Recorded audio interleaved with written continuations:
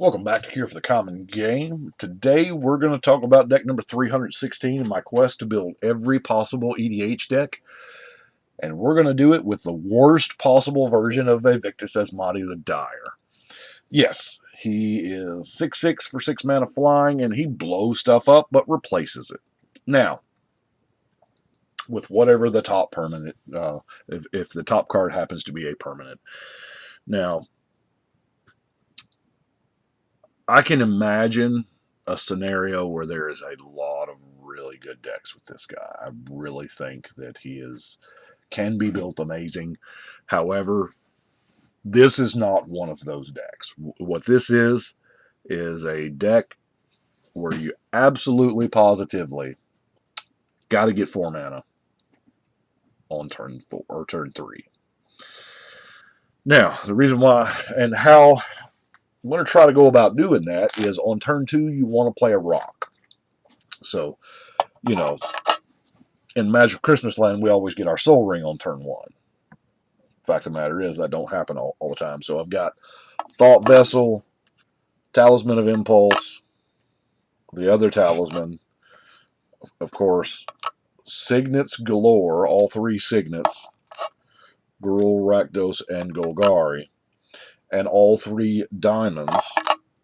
Like I said, we're really wanting hard to play a rock on turn 2, and then turn 3, untap, lay a land, and we are at 4 mana. Now, there's Felwar Stone. I do have 2 3-mana rocks. They don't really fit that curve, but it's Darksteel Ingot and Obelisk of Jund. Yeah, there's a bunch more like Manolith and stuff like that I could have run, but then our last artifact is, of course, Dingus Egg. That's right, this is a land destruction deck. And I'm not talking about Armageddon or whatever. I'm talking about good old-fashioned, we're just going to cast spells and blow up lands. White Border Stone Rain. That's right. What was it? In one of the last Magic Mics, I think Aaron Campbell said, if you're going to use Stone Rain, at least make it a black border one. Nope. White Border rocks. So, back in the day, land destruction started at 3 mana. And it did, I mean, we had quite a bit of 3 mana land kill, as it were. But over time, they raised it to 4 mana. Now, it was in all 3 of these colors.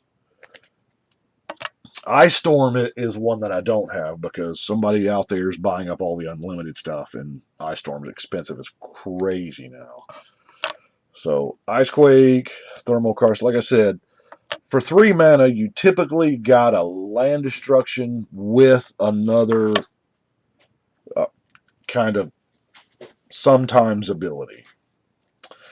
Then we kind of went to 4 mana. You know, with 4 mana, a lot of times you would get something like, obviously, we're never buying back this. Discard a card at random and 3 life. Aftershock was a card. You know, you blew something up and you took 3. But then they were like, okay, we'll just give straight Demolish, Artifact your land. That's fine. Creeping Mold, kind of one of the better cards. Lay Waste. The very first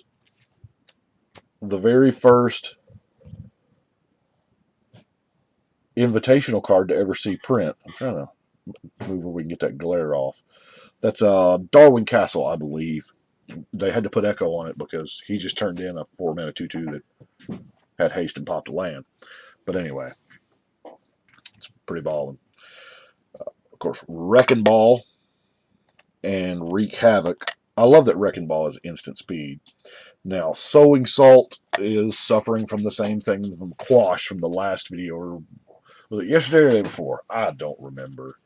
But, yeah, it's non-basic land and you're searching for copies. Yeah, it's a free search, you know. Befoul, a land or a creature. So I like the either or. You know, of course, we have Rolling Terrain. This can deal some damage too, because, you know, Pillage. I forgot one of the 3-mana ones there. Artifact your land. Can't be regenerated because they were so scared about regeneration there for many, many years. They just hosed on regeneration for no reason. Icefall. Sky Recover. I mean, destroy target land and you can get it back. Raise. You got to sack a land. But we're playing with a bunch of lands. I think we're playing with a full 39. And the idea is to come out as quick as possible and to just get out there blowing up land. Back in the old days, you like turn 1 Dark Ritualed out, a Choking Sands or whatever. Turn 2, you had Sinkhole, and turn 3, you played your Badlands or whatever, and you were online with Stone Rain, and you just could take over the game all the time, even, going second. Now, Rain of Salt, of course, hits 2 lands. And I was like, you know what else hits 2 lands? Plow Under. Plow Under is not just land destruction, it is a land denial, but also it's going to take their next 2 draws. Because they've already drawn those lands once. They probably had them in their opening hand, whatever. This deprives them of the land in the now and the cards in the future. So I had a black-green deck way back in like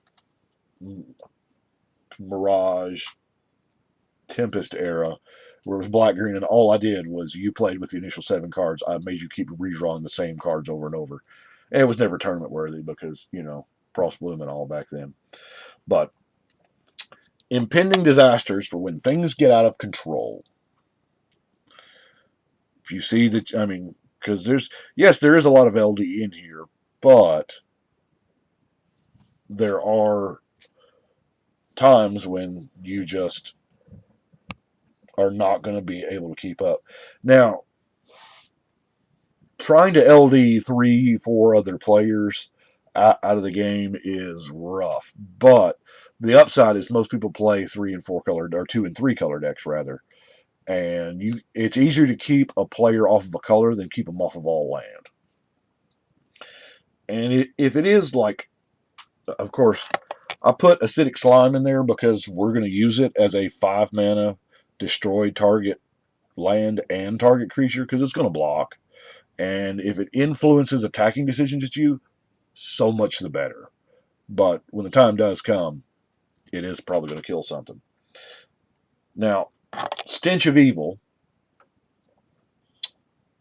destroys all planes, as does Flashfire, and of course Boil hits the islands.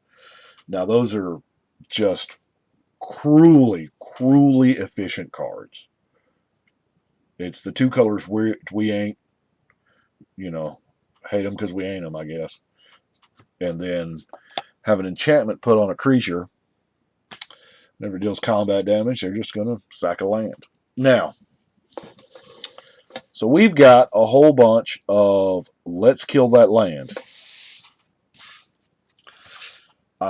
So let's look at creatures. Now, we ain't got a ton of creatures. Oh my gosh, we don't. Well, first let's look at Root Maze. Because Root Maze is going to help us out a bunch. If all their lands come into play tapped, that's going to slow them down a turn.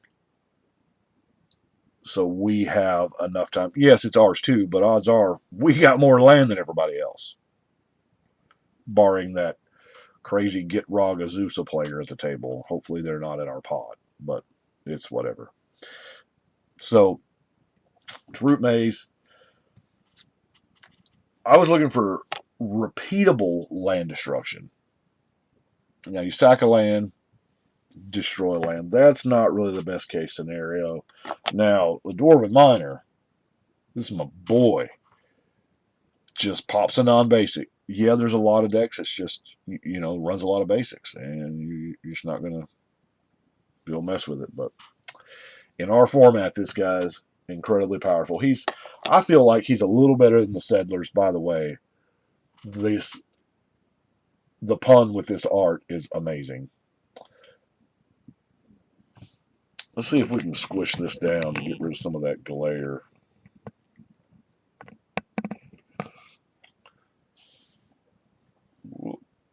Still got some kind of degree of glare, don't we? And then, of course, we have the Dwarven Blast Miner. He does the same thing, taps destroy non-basic land. Now, Detrivor, is he our one path to victory besides the egg? Wow. In your opponent's graveyards. So he counts all the non-basic lands that people have in their yards. And he is, of course, he blows up lands if you suspend him. And then, of course, we have Zozu the Punisher, because if people need land bad enough, they're playing 2. They're paying that 2 life. They're going to do it every time. I know I would.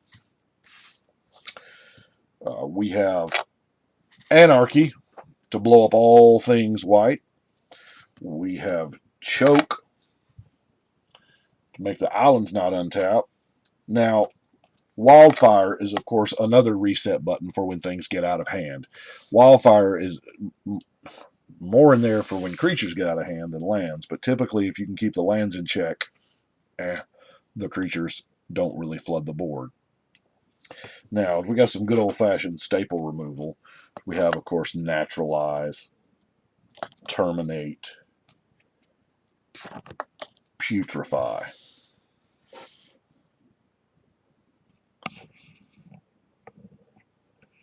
Trying to find the right position here. In Garrick's Wake, blows up, of course, everything that ain't yours, and Deathbringer Regent can also be one hell of a finisher. Hour of Devastation. I love that it hits walkers too. That's pretty neat. And, creatures lose indestructible. And our last card is, of course, Seismic Assault. Now, a lot of people say that Zozu and Seismic Assault don't really work together because people will hesitate about playing lands if Zozu's out, and they'll have this stockpile of lands in their hand. And then when you play Land's Edge, that's why I'm playing Seismic Assault over Land's Edge, even though it's a 3rd colored mana. Land's Edge works for all players.